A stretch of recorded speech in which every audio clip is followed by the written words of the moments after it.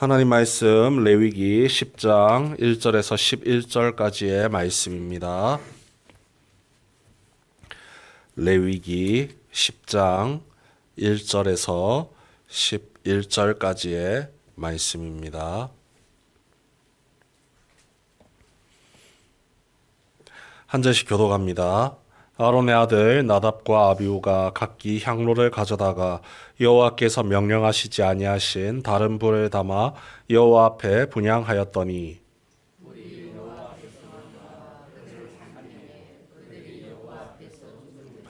모세가 아론에게 이르되 이는 여호와의 말씀이라 이르시기를 나는 나를 가까이 하는 자 중에서 내 거룩함을 나타내겠고 온 백성 앞에서 내 영광을 나타내리라 하셨느니라. 아론이 잠잠하니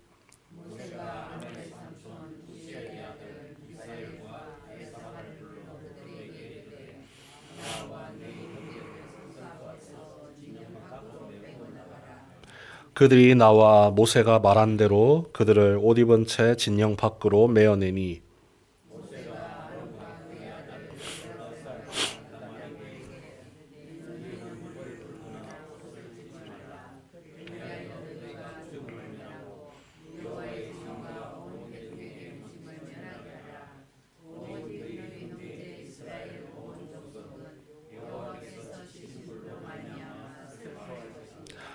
여호와의 관유가 너희에게 있은즉 너희는 회막문에 나가지 말라. 그리하면 죽음을 면하리라. 그들이 모세의 말대로 하니라. 너와 내 자손들이 회막에 들어갈 때에는 포도주나 독주를 마시지 말라. 그리하여 너희 죽음을 면하라. 이는 너희 대대로 지킬 영영한 규례라.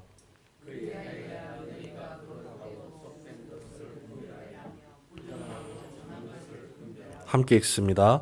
또 나 여호와가 모세를 통하여 모든 규례를 이스라엘 자손에게 가르치리라. 아멘. 예.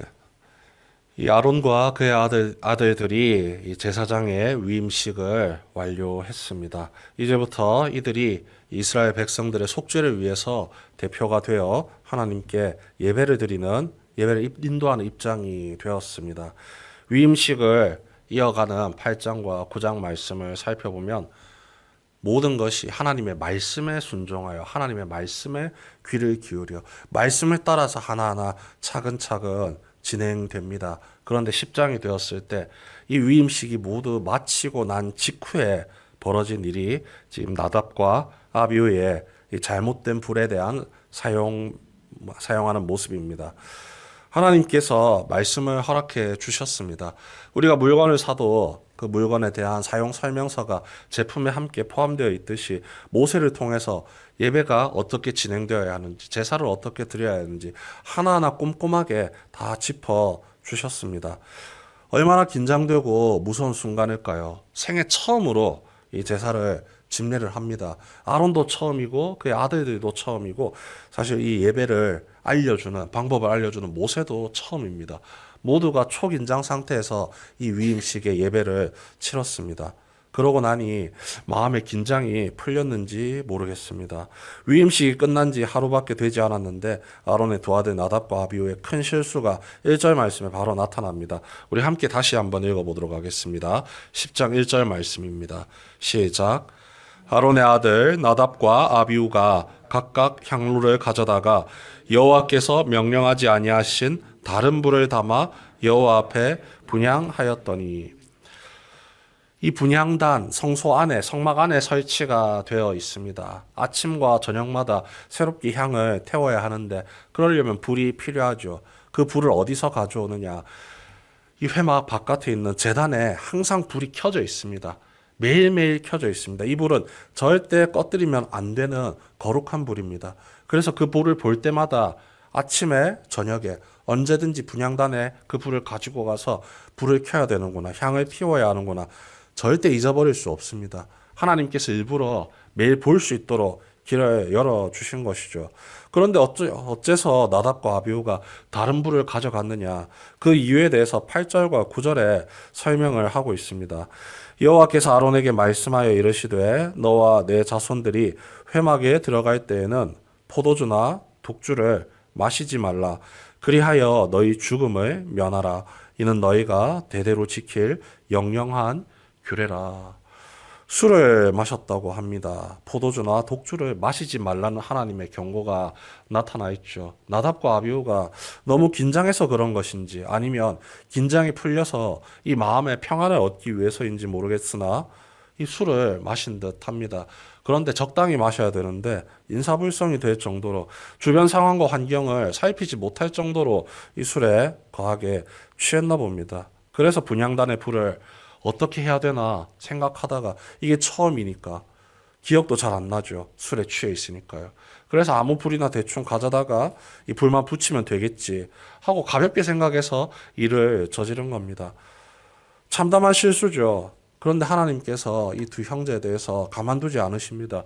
이게 예배가 이 처음 행해지는 예배이고 제사인데 모든 이스라엘 백성들이 지금 지켜보고 있습니다.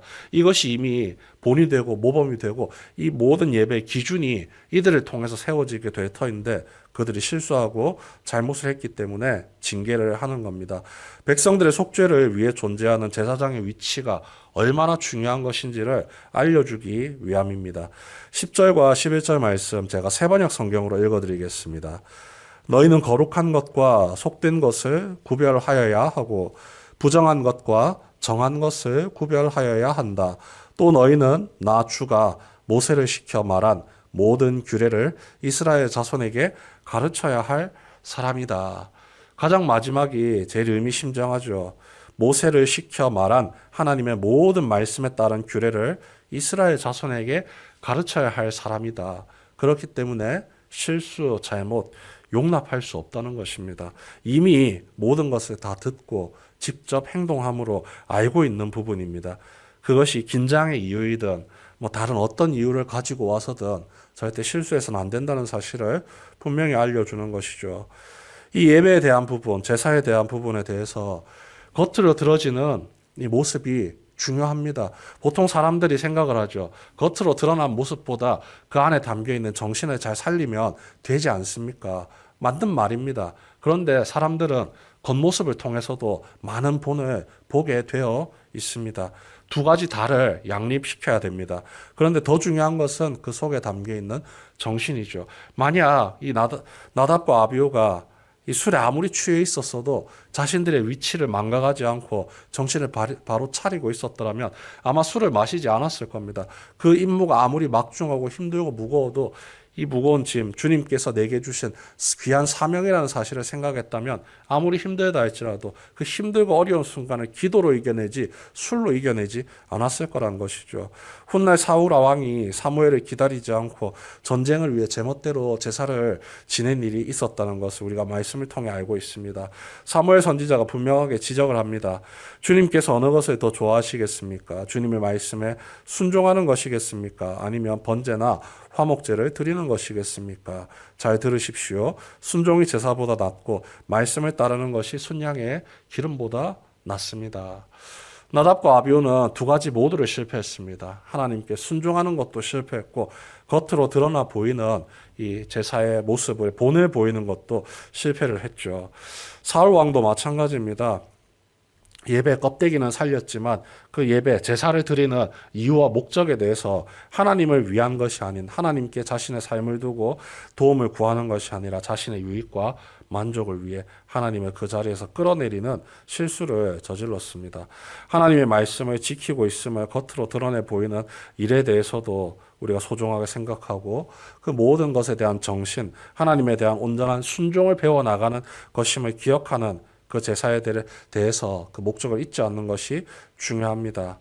우리를 구원의 길로 이끄신 예수님께서 순종의 모습을 우리에게 본으로 보여주시며 알려주시는 히브리서의 말씀이 있습니다. 히브리서 5장 8절에서 10절 말씀입니다. 그는 아드님이시지만 고난을 당하심으로 순종을 배우셨습니다. 그리고 완전하게 되신 뒤에 자기에게 순종하는 모든 사람에게 영원한 구원의 근원이 되시고 하나님에게서 멜기세덱의 계통을 따라 대제사장으로 임명을 받으셨습니다. 온전한 순종으로 십자가에 달리는 그 길을 묵묵히 걸어가셨습니다. 그 묵묵히 걸어가시는 겉으로 드러난 본의 모습 또한 함께 보여주셨습니다. 그래서 영원한 대제사장이 되셔서 우리의 모든 죄를 대속하시는 그 구원의 은혜의 길을 열어가신 모습을 우리에게 본으로 보여주셨습니다. 겉으로 드러난 모습 또한 온전한 순종의 중심 의미를 함께 알려주신 것이죠. 우리가 드리는 예배의 진정한 목적에 대해서 한번 함께 생각해 봅니다. 하나님께 대한 온전한 순종이 가장 중요합니다. 이 순종을 통해서 하나님께서 이끄시는 구원의 길 우리가 걸어갈 수 있기 때문이죠.